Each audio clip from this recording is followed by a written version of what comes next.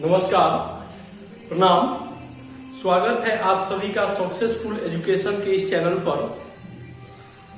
बहुत दिनों बाद मैं आप सभी से मिल रहा हूं और आज हम लोग रेशियो एंड प्रोपोर्शन यानी अनुपात और समानुपात का पहला वीडियो ट्रिकली क्लास लेकर आए हैं और मैं एक पूरा प्रयास करूंगा हर बार की भांति इस बार भी कि मेरा क्लास आप सभी को संपूर्ण समझ में आए। चलिए शुरुआत करते हैं क्लास को।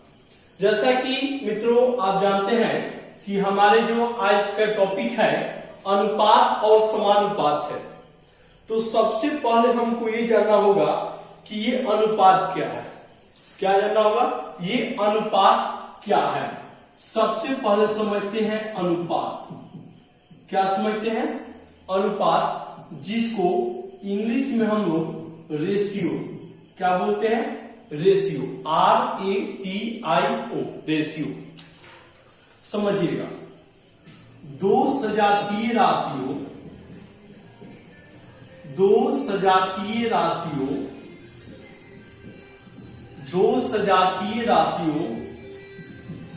के बीच के तुलनात्मक अध्ययन को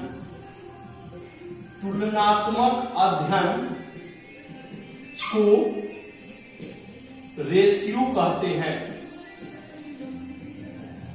दो सजातीय राशियों के बीच के तुलनात्मक अध्ययन को रेशियो कहते हैं। हाँ, अब क्लियर आ रहा है? चलिए समझते हैं। देखिए, किसी भी प्रकार का दो सजातीय राशि कहने का राशियां दो प्रकार की होती है। एक चर होती है और एक अचर होती है। तो हम जो तुलना करते हैं वो या तो चर को चर से करते हैं या अचर को अचर से करते हैं। अर्थात ABCD वाला को हम ABCD के साथ ही तुलना कर सकते हैं। यानी A का तुलना हम B से कर सकते हैं, B का तुलना A से कर सकते हैं। लेकिन ये A का तुलना A अनुपात 3, ये तो लिखिए क्या है, कुछ समझ ही में नहीं आ रहा। ये इसका मतलब समझिएगा, यानी कि ABCD वाला यानी चर राशि का तुलना चर राशि के साथ करते हैं और अचर राशि का तुलना अचर राशि के साथ करते हैं। अचर राशि जैसे हम यहां पर लें कि 6:9, मैंने लिखा 6:9, तो आरे अनुपात का तो मतलब होता है बटा में, यानी जो पहले लिखा है उसको लिखेंगे अंश में, जो अनुपात के चिन्ह के बाद लिखा है उसको लिखेंगे हर में।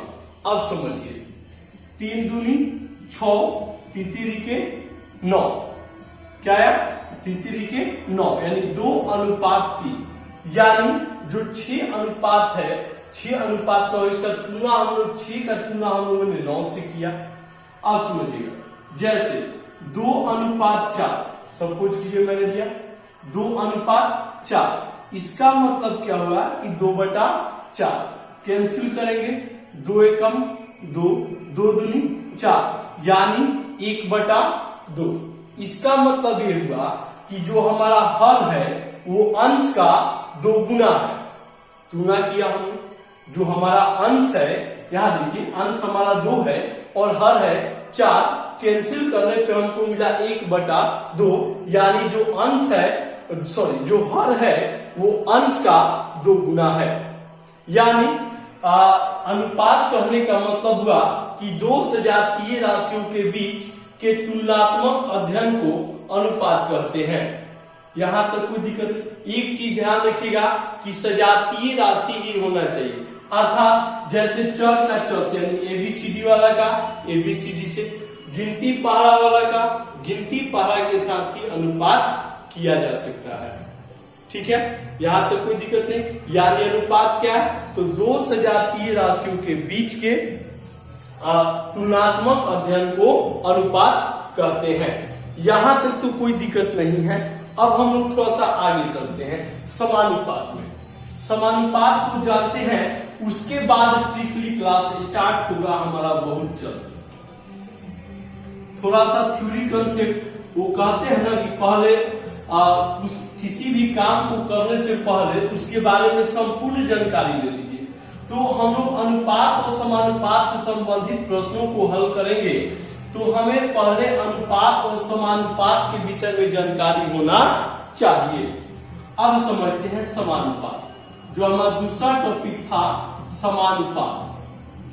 समझिएगा समानुपात क्या है। जब दो अनुपात आपस में बराबर हो, समझिएगा जब दो अनुपात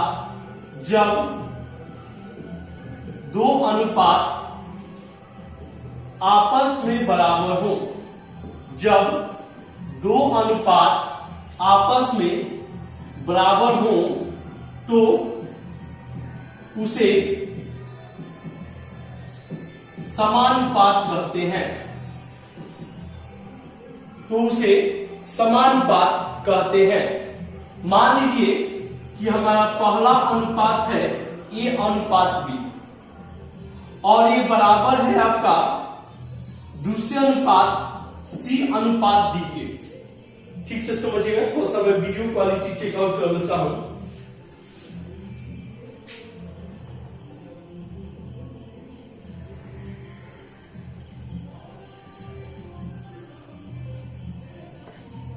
अब सही है, थोड़ा सा वीडियो क्वालिटी खराब रहा था। हाँ समझिए। हाँ, तो कहने का मतलब हुआ कि जब दो अनुपात आपस में बराबर हो तो उसे समानुपात करते हैं। अब दो अनुपात कौन सा है? मैंने पहला अनुपात मान लीजिएगा कि A अनुपात B और ये बराबर है कोई दूसरा एक अनुपात है C अनुपात D के बराबर है, तो मैंने बराबर का चिन्ह डाल दिया। अब समझिए A अनुपात B, यदि हम इस बराबर के चिन्ह को हटाना चाहते हैं और इसे अनुपातिक रूप में लिखना चाहते हैं तो ये दो अनुपात का चिन्ह दे देंगे और ये C अनुपात D, इसी को हम कहते हैं A अनुपात B समानुपात C अनुपात D। चलिए अब समझते हैं। अब इसका यूज कहां पे है समझिएगा।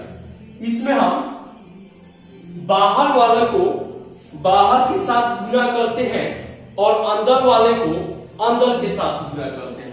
कहने का मतलब है कि ये A बाहर है और इस दूसरे अनुपात में बाहर वाला क्या है D, इसको इससे गुना करेंगे और ये अंदर को अंदर वाला के साथ गुना करेंगे तो क्या मिलेगा गुना करने में?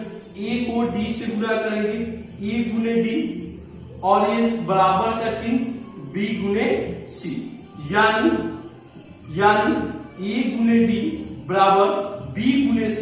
इसका यूज करके हम किसी अज्ञात राशि, कोई दो अनुपातिक राशि, उसमें कोई एक राशि अज्ञात हो तो उस राशि के मान को हम निकाल सकते हैं, उसमें हम लोग इसका उपयोग करेंगे। अब आपके मन में आ रहा होगा कि आखिर ये कैसे आ गया। समझिएगा, A अनुपात B समानुपात C अनुपात D। लॉ फॉर्म में मैं आपको समझाता हूं। अनुपात का मतलब होता है बटा में, A बटा B। समानुपात का मतलब बराबर का चिन्ह, C अनुपात D मतलब C बटा D। अब आप जानते हैं कि यहां से हम तिर्यक गुना यानी क्रॉस मल्टीप्लीकेशन करते हैं, यानी A गुने D बराबर C गुने B आ गया हमारा। चलिए यहां तो कोई दिक्कत नहीं। अब हम अपना स्टार्ट करते हैं आज के क्लास को।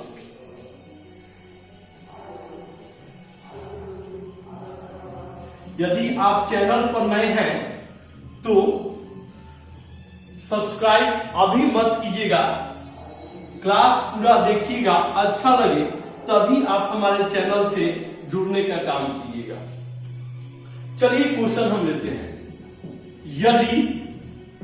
यदि A अनुपात B, मैंने सेटेड क्वेश्चन रखा है, यदि A अनुपात B बराबर 5 अनुपात 9 तथा B अनुपात C बराबर 6 अनुपात 11 हो तो अब हमको निकालना यहां से एक नंबर A अनुपात B अनुपात C और दूसरा नंबर हमको निकालना है A अनुपात C ज्ञात करें। समझिएगा, बेहद ही आसान है, बेहद ही आसान है, समझिएगा। जो हमारा अनुपात है ए अनुपात बी और बराबर में 5:9, ये बी अनुपात सी बराबर 6:11, समझिएगा। अब हमको इसमें एबीसीडी वाला में समान पद को खोजना होगा। जैसे यहाँ पे ए अनुपात बी और यहाँ पे बी अनुपात सी, तो इन दोनों में देखिए तो बी समान है, लेकिन यहाँ पे ए का वैल्यू है 5 और बी का वैल्यू है 9, और यहाँ पे बी का वैल्यू है 6 और यहाँ पे सी का वैल्यू है 11, मतलब ये समान नहीं है, इसको समान करना होगा। अरे तो देखिए सबसे पहले इसको जब समान पद जो समान पद होगा उसका उसको समान करने के लिए हम गुना करते हैं। क्या करते हैं? गुना करते हैं। यानी समझिए, आपको इस तरीके से अच्छा समझ में आएगा। यानी ए अनुपात बी और इसका वैल्यू है 5:9 और बी अनुपात सी इसका वैल्यू है 6:11। अब देखिए बी तो कॉमन टर्म है, समान पद है, इसका दोनों का वैल्यू अलग अलग है। अब हम अपने से इसमें कुछ से गुना करेंगे दोनों में, दोनों अनुपातों में, कि ये b का वैल्यू सेम आ जाए। तो यहाँ देखिए यदि हम इस सब में 2 से गुना कर देते हैं तो हमको क्या मिलेगा? 2 बचे 10 समान अनुपात 9 दूनी 18। अब इसमें यदि हम 3 से गुना करते हैं, हमको b का गुना करना है, 9 दूनी 18 36 18, यानी 18 दोनों समान है, यानी 36 18 अनुपात 11:33। तो अब देखिए कि a का वैल्यू 10 हो गया, b का वैल्यू 18 हो गया, b का वैल्यू 18, यानी कि दोनों b वाला को हमने क्या कर दिया? बराबर कर दिया, और c का वैल्यू 33 हो गया। अब देखिए तो एक नंबर में हमको निकाला क्या था?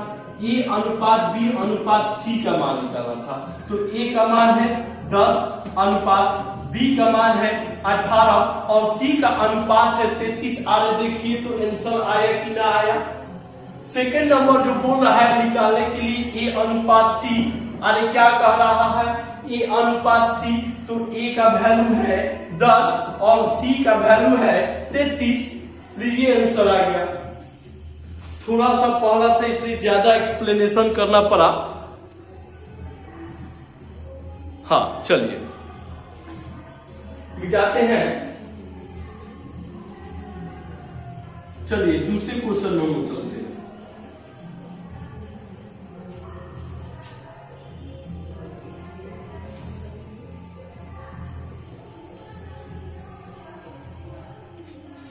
चलिए अब समझिएगा, यदि a अनुपात b, यदि a अनुपात b बराबर 5:7 हो तो 3a प्लस 5b अनुपात 5a-2b का मान ज्ञात करें। का मान इज इक्वल टू 1। समझिएगा क्वेश्चन, यदि a अनुपात b बराबर 5:7 है तो कह रहा है कि 3a प्लस 5b अनुपात 5a-2b का मान करें।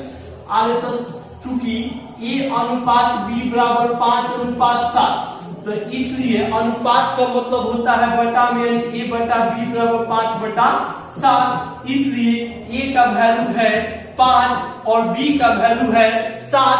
अब इस वैल्यू को इसमें रख दीजिए, यानी 3a, यानी a का वैल्यू 5 प्लस 5b, यानी 5 गुने 7 अनुपात 5a, यानी a का वैल्यू 5 माइनस 2b, यानी 2 गुने 7, यानी 5 15 प्लस 5 35 अनुपात 25 माइनस 7 दूनी 14। यहां से देखिए 5 5 10 79 ले, 3 1 4 1 5, 50 अनुपात 5 में से 4 गया, 2 में से 1 गया, यानी कितना हो गया?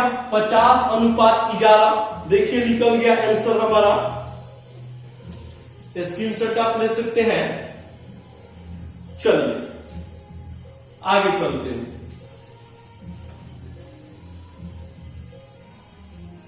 बहुत ही जबरदस्त ट्रिक है, बहुत ही आसान तरीके से मैं आपको समझा रहा हूं ताकि हर एक कॉन्सेप्ट आपके समझ में आ जाए। चलिए एक और हम प्रश्न लेते हैं, एक और प्रश्न लेते हैं। किसी समानुपात के 3 पद, किसी समानुपात के 3 पद 5, 9, 12 है तो चतुर्थ पद निकालिए। तो चतुर्थ पद बराबर y। हल समझिए, कह रहा है समानुपात मतलब 2 अनुपात आपस में इसमें बराबर है, यानी पहला अनुपात तो ये हो गया और ये दूसरा अनुपात को का एक अज्ञात पद निकाल रहा है, ये चौथा पद।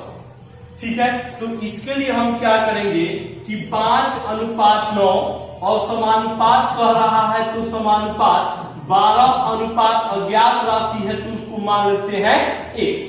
यानी यहां से देखिए अनुपात का मतलब होता है बटा में 5/9 बराबर 12/x।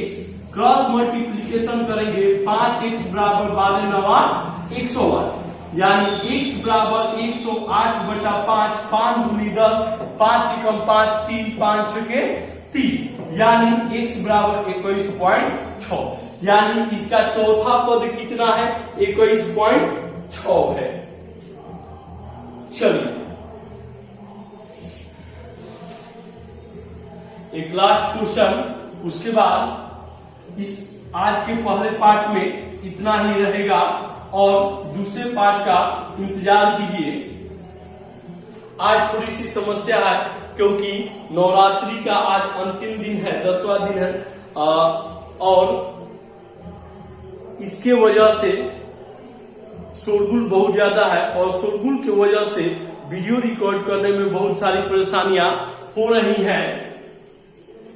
फिर भी आज मैं मां दुर्गा और आप सभी के आशीर्वाद और स्नेह से मैं वीडियो रिकॉर्ड कर रहा हूं और ये लास्ट क्वेश्चन आज के क्लास का और ये क्वेश्चन है यदि A अनुपात B, यदि A अनुपात B बराबर 3:4 तथा B अनुपात C बराबर 8:9 तो A अनुपात C बराबर 1।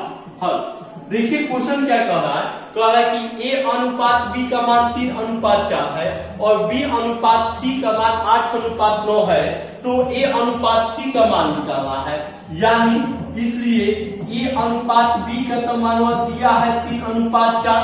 मैंने क्या बताया, पहले समान पद को खोजिए और यदि समान पद असमान है तो उसको समान कीजिए और समान करने के लिए उसमें आवश्यक गुना किया जाता है और गुना किया जाता है। ठीक है, यानी A अनुपात B का मान है 3:4, B अनुपात C का मान है 8:9।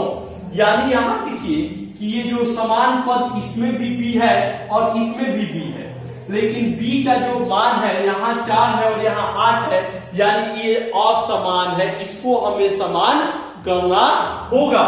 इसको समान करने के लिए हम इसमें 2 से गुना कर देंगे, यानी 2/4 और ये 8:9।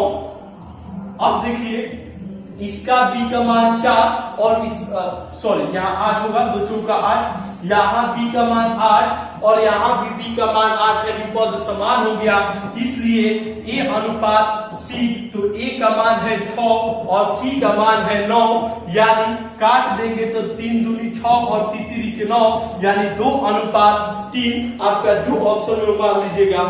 और आज की क्लास में इतना ही। उम्मीद करते हैं आप सभी को आज का क्लास पसंद आया होगा और मैं आपसे ये अनुरोध करता हूं कि आप जितना हो सके उतना हमें सपोर्ट करें। धन्यवाद, नमस्कार, प्रणाम।